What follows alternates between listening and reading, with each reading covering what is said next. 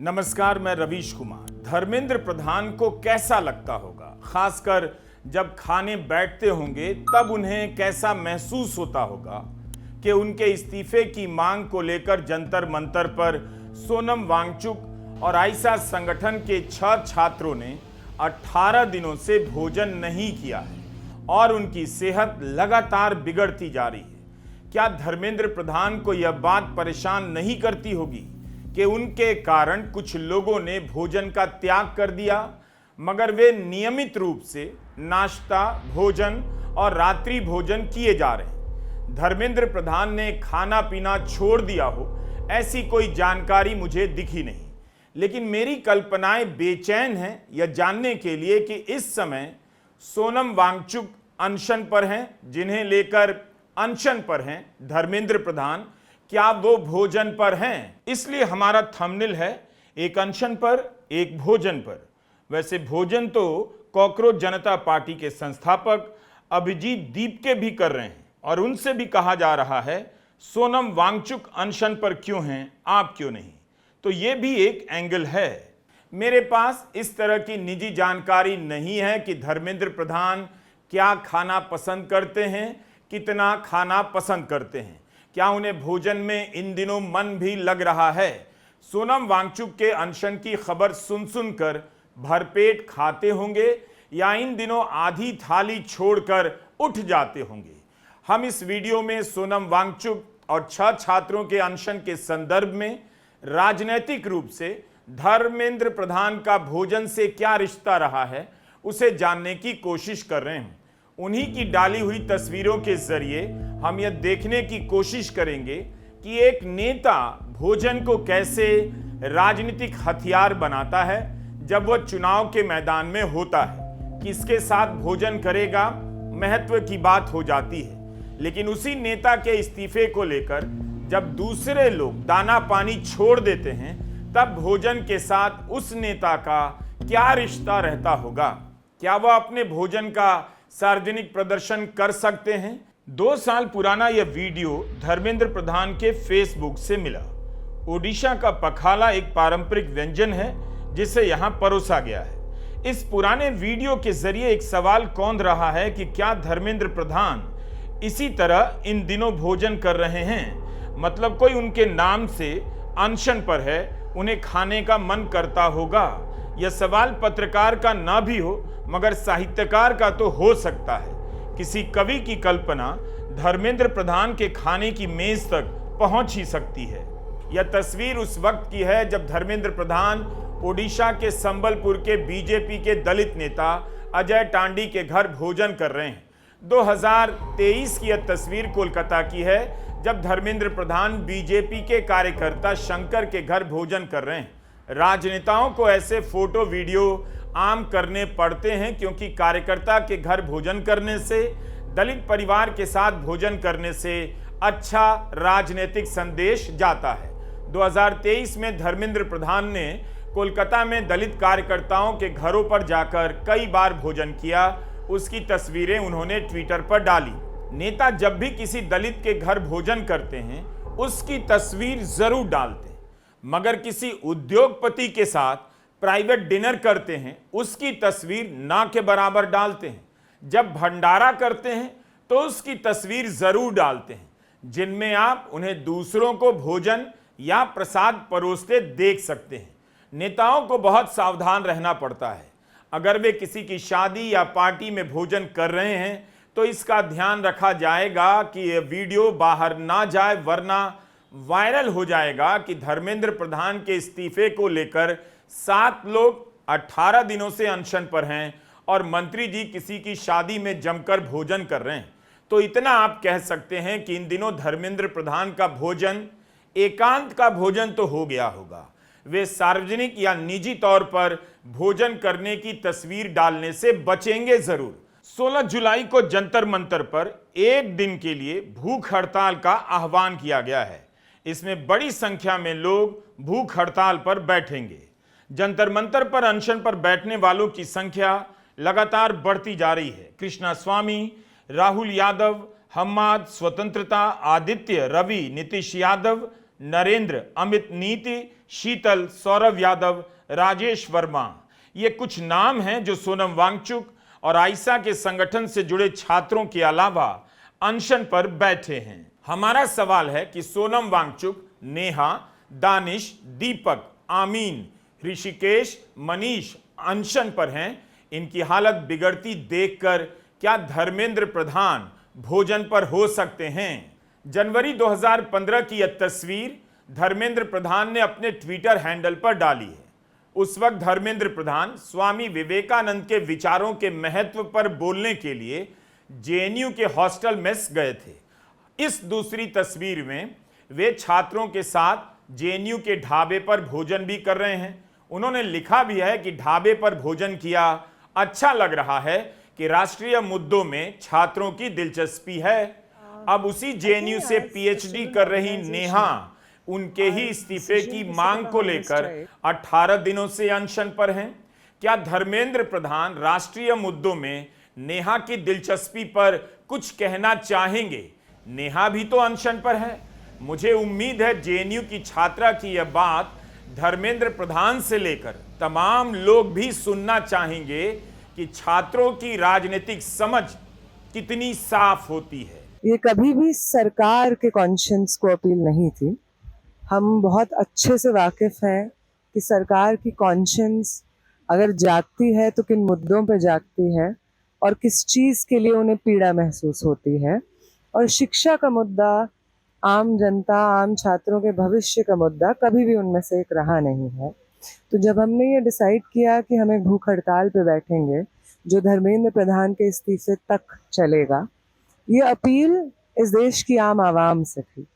वो आम आवाम जिसको बीते एक दशक में ट्रेन कर दिया गया है कि जब आप सामने वाले से मिलें तो ये मत सोचिए कि वो आपकी तरह इंसान है, इस देश का नागरिक है। आपकी परेशानियां शायद उसकी परेशानियां होंगी, उसके कुछ सपने होंगे जो शायद आपके सपने रहे होंगे। पहले उनका जात देखिए, धर्म देखिए, वो महिला है, पुरुष हैं, कौन से लिंग से आते हैं वो देखिए। सिमिलैरिटीज से पहले डिविजन्स देखिए और उन पे इंसिस्ट करिए। अपनी सत्ता सामने वाले के ऊपर काबिज करने के लिए हर हद तक गुजर जाइए। ये हमें सत्ता ने सिखाया और इसलिए हम यहाँ पे बैठे क्योंकि हमें लगा कि ये एक राजनीतिक मोमेंट है जब इस देश के नौजवान, इस देश के छात्र एक साथ आकर जो हमारी ऐतिहासिक लेगेसी रही है यूनाइटेड होने की, उसको शायद वापस रिवाइव कर सकते हैं। तो हमारा ये भूख हड़ताल उन लोगों के नाम नहीं है जिन्हें जुल्म की आदत हो गई है, जुल्म करने की आदत हो गई है। ये भूख हड़ताल उन लोगों से अपील है जो शायद अपने अंदर का साहस भूल गए थे, अपने अंदर की इंसानियत भूल गए थे, लेकिन इस मूवमेंट ने जो विस्तार से रूप लिया है, हर रोज लगभग 40-50 लोग आते हैं हमसे मिलने के लिए और वो हमसे माफी मांगते हैं कि उन्होंने भाजपा को वोट किया, इस वजह से आज हम भूख हड़ताल पे बैठे हैं। नेहा उन छात्रों में से एक हैं जो सोनम वांगचुक के साथ अनशन पर हैं। उनके साथ दीपक, दानिश, आमीन, मनीष भी अनशन पर हैं। 3 छात्रों को अस्पताल में भर्ती कराया गया है। जंतर मंतर पर धर्मेंद्र प्रधान के इस्तीफे को लेकर जनमत संग्रह हो रहा है।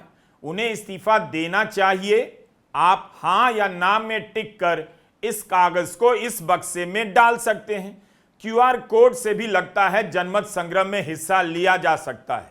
जंतर मंतर पर धर्मेंद्र प्रधान को लेकर तरह तरह के पोस्टर हैं जो लोगों ने बनाए हैं। इन सब तस्वीरों को देखकर धर्मेंद्र प्रधान को क्या भोजन में दिलचस्पी रह गई होगी? मैं बस कल्पना कर रहा हूं, मेरी कोई जानकारी नहीं है। ये रेफरेंडम कर रहे हैं, आंदोलन को 26 दिन हो चुके हैं। यहाँ पर हम ऐसे वक्त में है जहाँ पर सरकार और तंत्र हमें लगातार बता रहा है कि हमारा ओपिनियन काउंट नहीं करता। उन्हीं लोगों का ओपिनियन काउंट नहीं करता जो अपने खून पसीने से इस व्यवस्था को चलाते हैं, इस देश की अर्थव्यवस्था को चलाते हैं, सुई से हवाईजहाज सारी चीजें बनाते हैं। तो आज यहाँ पर ये जनता का जनमत संग्रह हो रहा है। जंतर मंतर पर धर्मेंद्र प्रधान को लेकर इतना कुछ हो रहा है और मीडिया में उन्हें लेकर कुछ भी नजर नहीं आता। धर्मेंद्र प्रधान का घर जंतर मंतर से 1000 मील दूर तो नहीं, वहां से 2-2.25 किलोमीटर की दूरी पर उनका दफ्तर है, 4 किलोमीटर पर उनका घर है। कितने ओबी वैन धर्मेंद्र प्रधान के घर के बाहर लगे हैं। यूपीए की सरकार होती मनमोहन सिंह की तो मीडिया का कवरेज मंत्री के घर के बाहर से भी हो रहा होता। गोदी मीडिया धर्मेंद्र प्रधान के घर जाकर इतना तो पूछ ही सकता है, ठीक है आप इस्तीफा नहीं देंगे, लेकिन इन दिनों आप भोजन में क्या ले रहे हैं। सोनम वांगचुक आपके इस्तीफे को लेकर 18 दिनों से अनशन पर हैं। क्या आपको कुछ खाने का मन कर रहा है या आपको भी बेचैनी हो रही है? गोदी मीडिया इस तरह की रिपोर्ट जरूर करता रहा है कि किसी शिखर बैठक में या राष्ट्रपति के कार्यक्रम में क्या परोसा जाने वाला है और कौन सा भोजन गायब कर दिया गया है। तो सूत्रों के मुताबिक या उनके हवाले से धर्मेंद्र प्रधान के घर से गोदी मीडिया इतनी बात की रिपोर्टिंग तो कर ही सकता है कि सोनम वांगचुक के उपवास के 18वें दिन उन्होंने नाश्ते में क्या लिया, भोजन क्या करने वाले हैं, क्या शाम को झाल मुड़ी खाएंगे, something like this. Do you get my point? 14 जुलाई को जंतर मंतर पर बहस की दिशा बदल दी गई। अचानक से राहुल गांधी को टारगेट किया जाने लगा। पूछा जाने लगा कि जंतर मंतर क्यों नहीं आ रहे। प्रधानमंत्री नरेंद्र मोदी से यह सवाल पूछा जाना चाहिए था। सवाल उठ गया कि भारत जोड़ो यात्रा के दौरान राहुल गांधी ने तो किसी को ट्रोल नहीं किया कि हम इतने दिनों से पैदल चल रहे हैं देश को जोड़ने के लिए, आप क्यों नहीं आ रहे हैं और वो क्यों नहीं आ रहे हैं। बहुत से लोग जाने की हिम्मत नहीं कर पाए और जो गए इस तरह से बताते रहे जैसे राहुल गांधी की भारत जोड़ो यात्रा में जाकर बहुत हिम्मत का काम किया है। खुद अभिजीत दीपके की राय भारत जोड़ो यात्रा को लेकर बहुत सकारात्मक नहीं थी। खैर, अब कॉकरोच जनता पार्टी के संस्थापक अभिजीत दीपके ने भी कह दिया है कि इस सवाल का कोई मतलब नहीं कि नेता विपक्ष कॉकरोच पार्टी के समर्थन में क्यों नहीं आए या सीजेपी का हर नेता अनशन पर क्यों नहीं बैठा है। सवाल यह है कि प्रधानमंत्री बात क्यों नहीं कर रहे, अभी तक शिक्षा मंत्री की जवाबदेही क्यों नहीं तय हुई। दीपके ने लिखा है कि इन सवालों के जवाब की जरूरत है, ना कि भटकाऊ मुद्दों की जो सत्ता में बैठे लोगों को जवाबदेही से बचा रहे हैं। अगर धर्मेंद्र प्रधान पब्लिक से गायब हो जाएं, किसी बात का जवाब ना दें, तो उन्हें पब्लिक में बनाए रखने के बहुत सारे तरीके हो सकते हैं। एक तरीका शायद यही है जो हम इस वीडियो में कर रहे हैं। उनकी तस्वीरों से हम धर्मेंद्र प्रधान की सार्वजनिक उपस्थिति की रचना कर रहे हैं। वैसे धर्मेंद्र प्रधान के ट्विटर हैंडल पर जाएंगे, आपको कभी नहीं लगेगा वे पब्लिक की नजर से गायब हैं। हर दिन पोस्ट कर रहे हैं, अखबारों में भी लेख लिख रहे हैं। गायब से मेरा मतलब इस्तीफे वाले मुद्दे से हो सकते हैं, मगर जनता की नजर से वे गायब नहीं हैं। जिस दिन यानी 14 जुलाई को जंतर मंतर पर सोनम वांगचुक की सेहत बिगड़ रही थी, उसी दिन धर्मेंद्र प्रधान ओडिशा के एक विधायक अशोक मोहंती को जन्मदिन की बधाइयां दे रहे थे। अशोक मोहंती बीजेपी के विधायक हैं। ओडिशा से बीजेपी के एक और विधायक भदेव हंसदा का भी उस दिन जन्मदिन था। उन्हें भी धर्मेंद्र प्रधान जन्मदिन की बधाई दे रहे थे। आज यानी 15 जुलाई को गुजरात के मुख्यमंत्री भूपेंद्र पटेल के जन्मदिन की बधाई ट्विटर पर दे रहे हैं।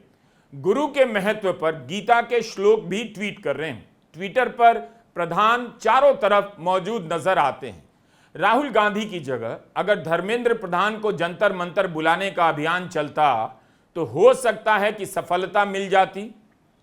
ऐसा कहने के लिए मेरे पास कोई ठोस कारण नहीं है, लेकिन जब धर्मेंद्र प्रधान ओडिशा कांग्रेस के कद्दावर नेता और स्वतंत्रता सेनानी गांधीवादी गोपबंधु दास पर अखबार में लेख लिख सकते हैं, उनकी तारीफ कर सकते हैं, तो उन्हीं से उम्मीद की जा सकती है कि अपने विरोध में हो रहे प्रदर्शन में जाकर सोनम वांगचुक का अनशन तुड़वा सकते हैं।